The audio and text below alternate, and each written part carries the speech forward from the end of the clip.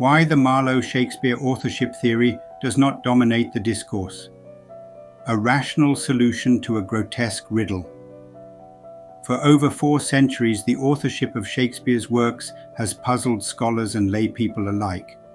The so-called Bard of Avon, a man of scant education and unremarkable life, is credited with a literary output unparalleled in its depth, complexity, and mastery of language.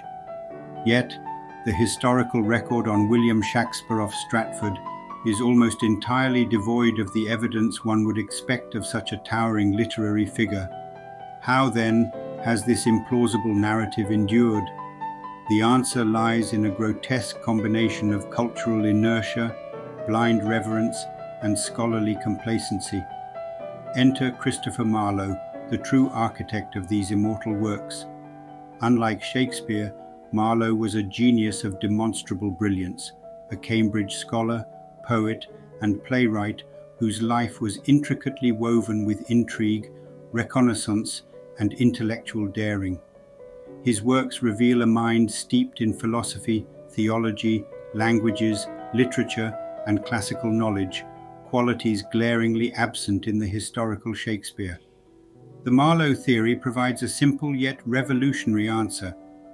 Marlowe was forced to fake his death in 1593, continued writing under multiple pseudonyms, and used the figure of Shakespeare as a convenient mask. Why then does this theory not dominate the discourse?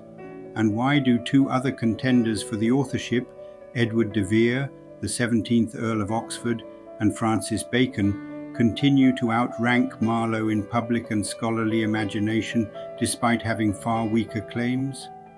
The grotesqueness of the situation lies in the institutionalized worship of a myth and the human tendency to cling to narratives that flatter our preconceptions.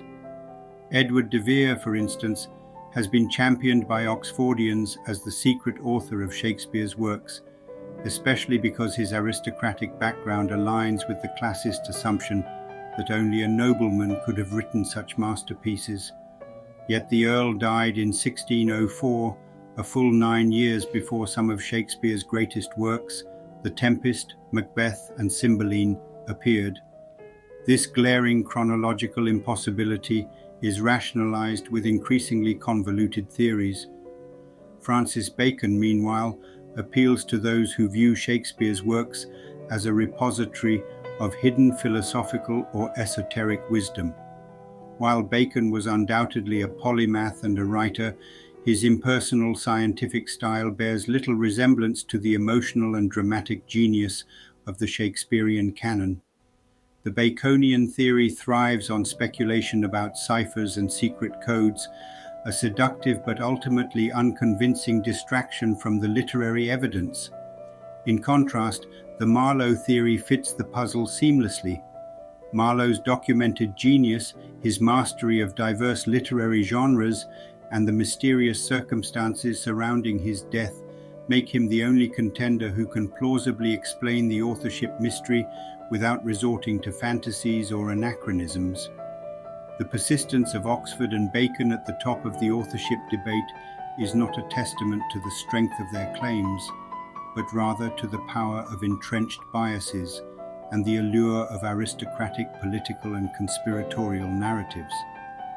Meanwhile, the Marlowe theory languishes in 3rd place, dismissed not because it is less plausible, but because it requires us to question long-cherished myths and confront the uncomfortable truth that Shakespeare's name has been misappropriated for centuries. In an age where historical revisionism is not only possible but necessary, the Marlowe theory stands as the most plausible and logical solution to this centuries-old riddle. Its acceptance would not only honor the true author of these masterpieces, but also serve as a powerful reminder that the pursuit of truth, however inconvenient, is the highest calling of intellectual inquiry. Let us finally lay the myth to rest and give credit where it is truly due.